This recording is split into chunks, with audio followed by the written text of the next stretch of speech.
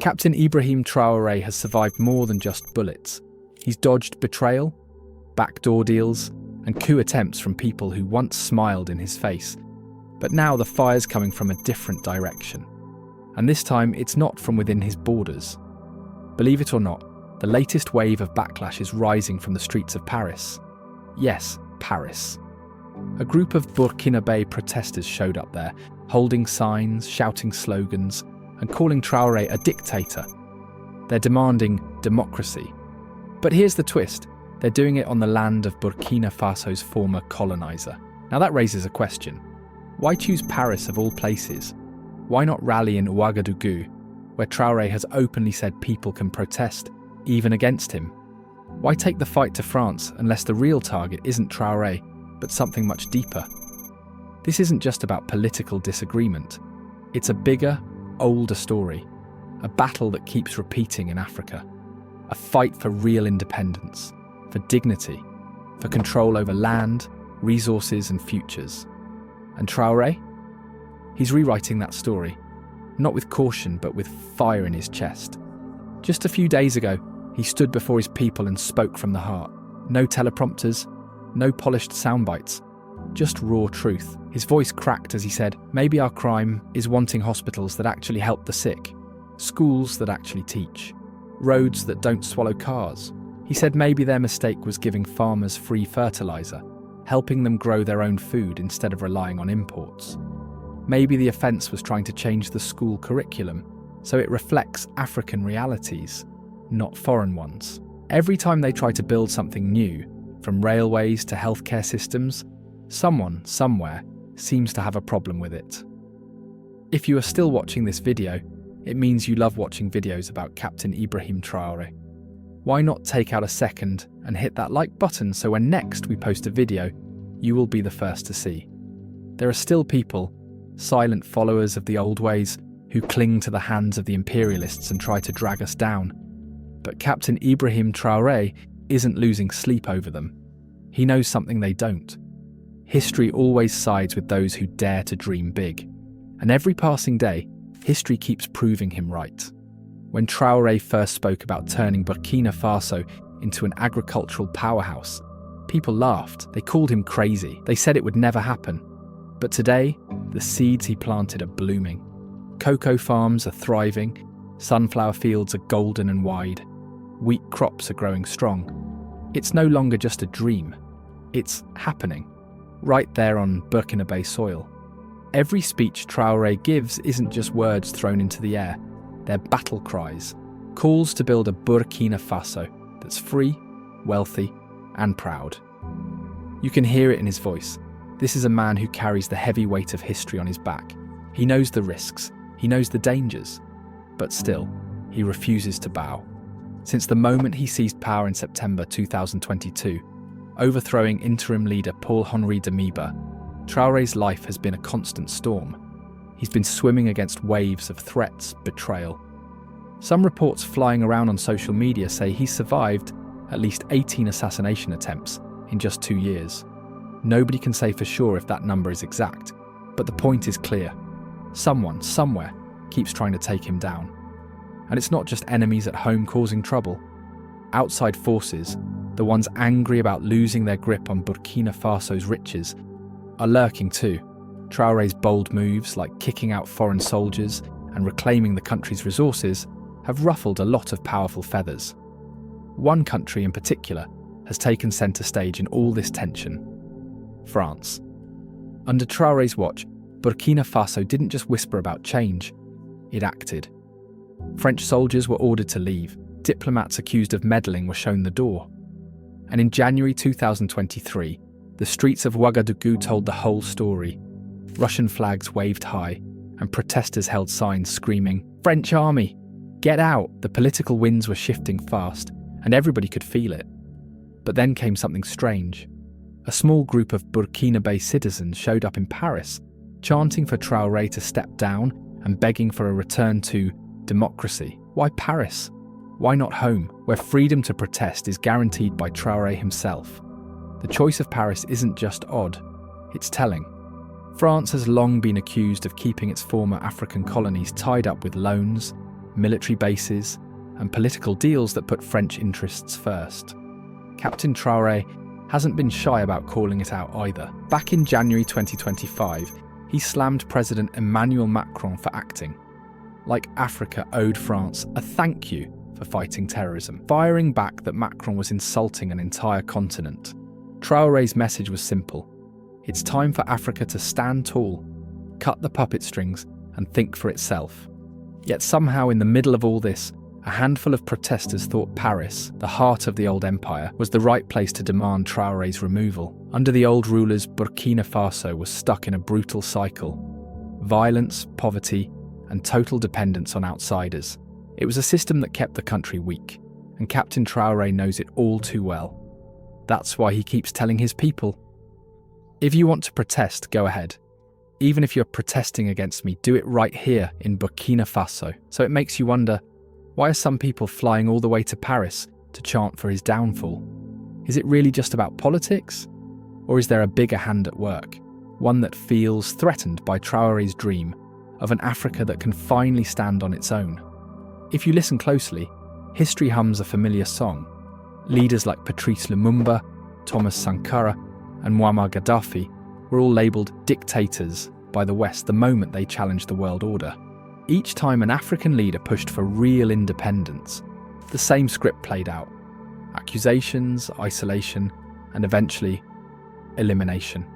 To really understand what Traoré is facing, you have to look back, especially at Burkina Faso's own Thomas Sankara.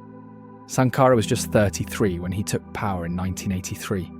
Young, bold, and full of fire, he renamed Upper Volta to Burkina Faso, the land of upright people. He pushed for land reforms, gave power to women, and fought for self-reliance. And like clockwork, the West, particularly France, saw him as a threat.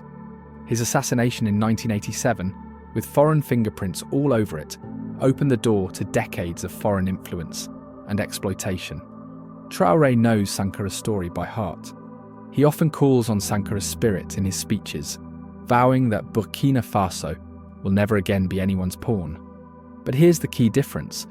Traoré is not just dreaming, he's strategizing. While Sankara sometimes let passion lead, Traoré is mixing bold vision with sharp tactics. He's building new alliances with Russia, China, and Turkey, while pushing back hard against Western control. French troops have been booted out. Media outlets like France 24, accused of biased reporting, have been shown the door. And when it comes to threats from inside the country, Traoré isn't just swinging the hammer, he's playing chess. Instead of throwing every rival in jail, he's offered amnesty deals to some, like General Gilbert Diendéré, a powerful military figure whose experience is now being used to fight jihadist groups, rather than plotting against the government. Traoré's decision to bring even his former rivals to the table might have raised eyebrows, but it shows something deeper. He's willing to put the survival of Burkina Faso above old grudges.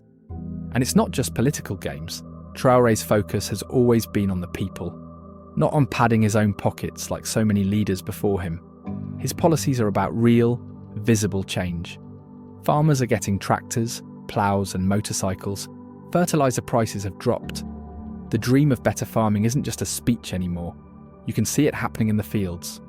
The proof is in the harvests. Cocoa, sunflower, and wheat are thriving across the country, silencing the critics who once laughed at Traoré's agricultural plans. And the people, they see it too. When Traoré announced in May 2024 that military rule would be extended for another 5 years because of ongoing security issues, some murmurs of frustration bubbled up. But when rumours started swirling that he might resign, something incredible happened. Thousands of people poured into the streets of Ouagadougou, chanting, "Ibrahim must stay." This wasn't a scripted show put on for cameras. It was real, raw loyalty. Because in the eyes of many Burkinabe, Traoré isn't just another man in uniform. He's a symbol of hope that things are finally changing. And it's not just about agriculture. Across the country, new roads are being paved, hospitals are being upgraded. In 2023, a new gold processing plant opened, keeping the profits of Burkina Faso's resources inside the country, boosting the economy. Even the long-delayed Samendeni hydroelectric dam, once a dream collecting dust under past leaders, is finally moving forward under Traoré's leadership. Energy security, more water for farming, more power for cities. These aren't the moves of a dictator hungry for power, they're the moves of a man forcing his nation into the future, even if it's kicking and screaming. So again, why the protests in Paris? Why are 20 or 30 people waving signs and shouting for Traoré to go? Maybe some genuinely want a faster return to democracy. After all, Burkina Faso is supposed to transition back to civilian rule by July 2024. Traoré pushed that date to 2029, saying it's impossible to hold real elections when terrorists still control large parts of the country. Critics argue that's just an excuse to stay in charge longer, a familiar story in a region where military leaders often promise change but end up clinging to power. But Traoré's supporters see it differently. They argue that the so-called democracy offered under past, Western-backed governments only brought more corruption, chaos, and suffering. In April 2025, Traoré said bluntly, "No country has developed under democracy." It's a statement that resonates with many Africans who believe the Western model simply doesn't fit their realities. Or maybe the Paris protest wasn't as organic as it seemed. Maybe it's an old playbook being dusted off, one that has been used for centuries to weaken leaders who dare to dream of a truly free Africa. France's grip on Africa is slipping, and fast. Countries like Mali, Niger, and Chad have already shown French troops the exit. Burkina Faso is just one more domino in a chain of resistance. But now there's a twist. A handful of Burkinabe protesters in Paris shouting for Traoré's resignation. The timing is suspicious. The location, even more so. Let's be real, travelling to Paris isn't exactly easy. It takes serious resources, passports, visas, plane tickets, and money. So how did this tiny group pull it off? Who helped them get there? And why speak out in France when Traoré has openly welcomed criticism at home? Something doesn't add up. If you listen closely, history is whispering, loud and clear. Think of Patrice Lumumba, the bold leader of Congo. He refused to dance to the West's tune. Ghana's Kwame Nkrumah, overthrown in 1966 with whispers of CIA involvement. And Libya's Gaddafi, taken out in 2011 after years of defying NATO and the global order. Each time the pattern is the same. Label them dictator, claim they're the problem, then get rid of them. But the real reason? They dared to dream bigger, for their people, not for foreign powers. Traoré sees this pattern. He's studied it, and he's playing a smarter game. He's not walking in blind. His partnerships with countries like Russia and China give him leverage against the usual Western pressure. He's offered amnesty to potential coup leaders, not out of weakness, but strategy. Better to bring them in than fight them in the shadows. And he hasn't forgotten the people. Far from it. His push for agriculture, cheaper fertilizer, and better infrastructure is winning hearts across the country. It's not just about politics, it's about real change people can see and feel. So let's ask again, why aren't those protesters in Paris demanding an end to the real chains holding African nations back? Like the CFA franc, a currency still controlled by France that keeps 14 African countries economically tied to their former colonizer. Why not protest that? Why not celebrate Traoré's wins? Booming farms, new roads, and policies that put Burkina Faso first. Maybe it's about mindset. As Traoré once said, some Africans have become silent slaves, blindly siding with those who've exploited the continent for centuries. And that's the heartbreaking part. Too often Africans end up repeating the narratives of their oppressors, attacking the very people trying to break the chains. Traoré's battle isn't over. Far from it. The jihadist insurgency, fueled by years of outside interference and neglect, still threatens the country. And coup plots, they haven't stopped. Since 2022, at least 4 have been foiled, according to state media. The world is watching, and not with kind eyes. France and its allies are waiting, circling like hawks, ready to strike the moment Traoré stumbles. But he's not slowing down, not even for a second. His farming reforms, once mocked, are now turning dry soil into golden harvests. Wheat fields across Burkina Faso are blooming, proving that food independence isn't just a dream, it's real and it's growing. His work on roads, railways and dams is laying down the bones of a new nation, one that doesn't need handouts, one that can carry its own weight, and his bold rejection of foreign control is lighting a fire across the continent. In villages, cities and classrooms, young Africans are watching Traoré and asking, why not us? He's showing them what it means to lead with courage, not permission. So now the real question for all Pan-Africans is this: what kind of future do we want? Do we go back to the days when our presidents answered to Paris or Washington, while their people went hungry and their nations crumbled? Or do we dare to walk a new path, one led by men like Traoré? Imperfect, yes, but fearless, and willing to fight for something bigger than themselves. The protesters in Paris are chanting for democracy. But here's the thing: democracy means nothing without real freedom. If your vote is controlled by foreign powers, if your economy is tied to someone else's currency, if your leaders live in fear of being overthrown, what kind of democracy is that? Traoré's revolution isn't neat or polished. It's messy. It's loud. It scares people. But it's ours. It's African. And it's alive. History may love to repeat itself, but this time the script is changing. Where Thomas Sankara was taken out, Traoré is still standing. Where Patrice Lumumba was silenced, Traoré is raising his voice louder than ever. Where others broke under pressure, he is pressing on and keeping the people with him.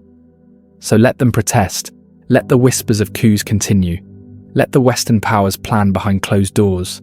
Because Traoré isn't just one man anymore. He's a spark that's turned into a wildfire. And wildfires don't go out quietly. Before I close, there's something I need you to imagine. Picture an Africa so confident, so united, so powerful, that no leader flinches when a Western official frowns. Picture a continent where the wealth of our lands, the minds of our youth, and the strength of our unity are enough to silence the lectures from foreign capitals. That Africa should have been here already. One Africa, one voice, standing tall, refusing to bow. As a Pan-African, I don't believe this is just a fantasy. I believe it's the only way forward. It's the only way to free our leaders from fear, to stop begging for loans we don't need, and to force the world to finally take us seriously. Because the truth is painful. Africa is rich, rich in gold, rich in diamonds, rich in oil and cobalt and fertile soil, rich in people, young, brilliant and ready. But still, we beg, we wait, we tiptoe, we play it safe. Why? Because we are divided. 54 separate nations, each pulling in its own direction, each easy to pressure, each easy to break. But it doesn't have to stay that way. Back in 1963, African leaders came together and formed the Organization of African Unity, OAU. It was supposed to mark a new era, a united continent that would stand strong against exploitation. Fast forward to 2002, and its successor, the African Union, AU, arrived with even bigger promises: unity, prosperity, peace.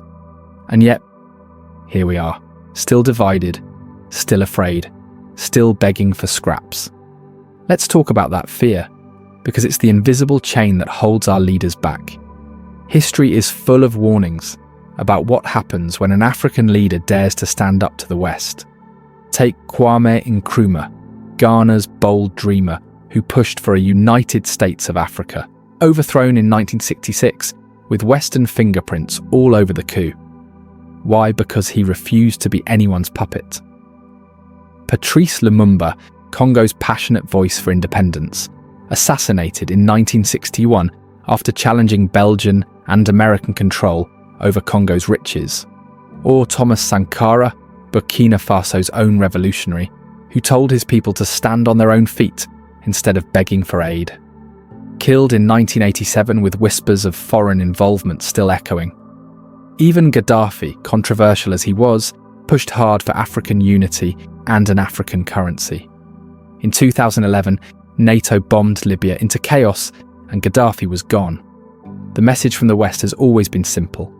Fall in line or fall altogether, and the fear doesn't stop at bullets. It's in the banks, in the loans, in the sanctions. African leaders know the rules, challenge the status quo, and suddenly your country's assets are frozen, your economy strangled, and aid dries up. Take this. By 2022, Africa's public debt had hit a staggering $1.8 trillion. That's 40 times Nigeria's yearly budget, and Nigeria is the continent's largest economy. Countries like Zambia and Ghana have already defaulted, and when they go crawling back to the International Monetary Fund or World Bank for help, the terms are brutal. Sell off your state industries, cut spending on your people, and open up your markets for foreign profit. Refuse? No deal. No aid. No trade. So what do our leaders do? They play it safe. They keep their heads down. They make quiet deals, because alone they don't have the power to resist. But imagine if Africa wasn't a bunch of scattered pieces. Imagine a united Africa.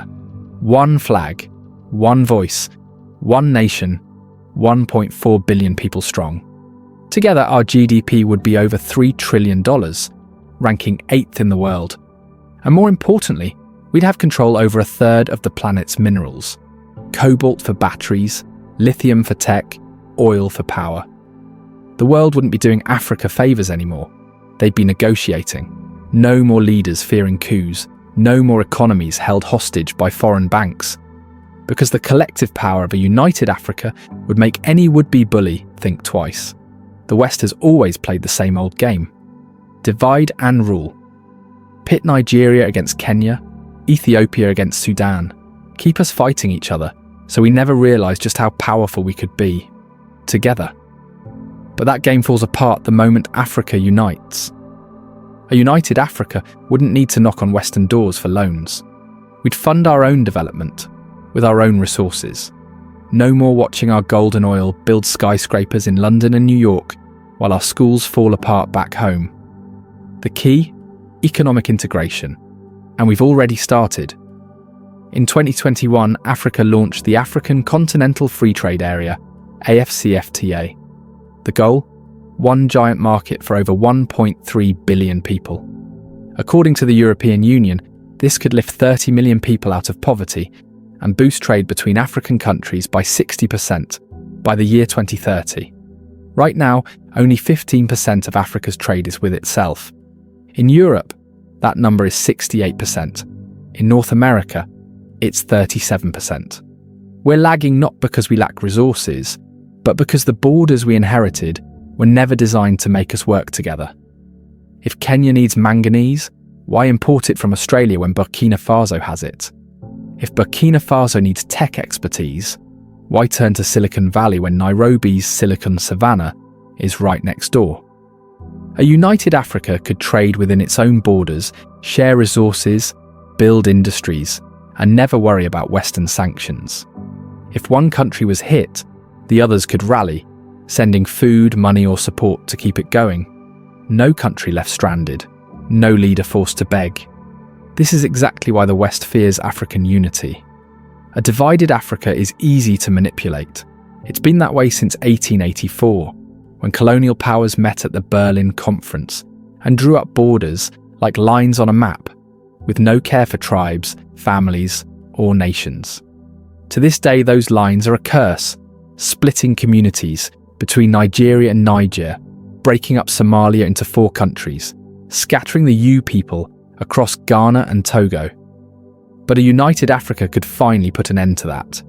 It could set its own prices for cobalt, lithium, and oil, demand respect at the global table, and say no without blinking. And that's the West's nightmare. Every time Africa reaches for unity, when Nkrumah dreamed of one Africa, when Gaddafi pushed for a continental currency, when Sankara called for independence from foreign aid, they were silenced one way or another. Because an Africa that can say no is an Africa they can't control. But a new era is rising, and this time it's led by young, fearless leaders who aren't begging for approval. At the front is Captain Ibrahim Traore, just 37 years old, president of Burkina Faso, and already a symbol of resistance. He came to power in 2022 through a coup, but what he's done since has sparked hope across the continent.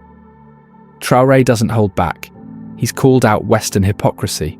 He's cutting out dependency, bringing back local industries, fueling agriculture, and strengthening trade with neighbours like Mali and Niger.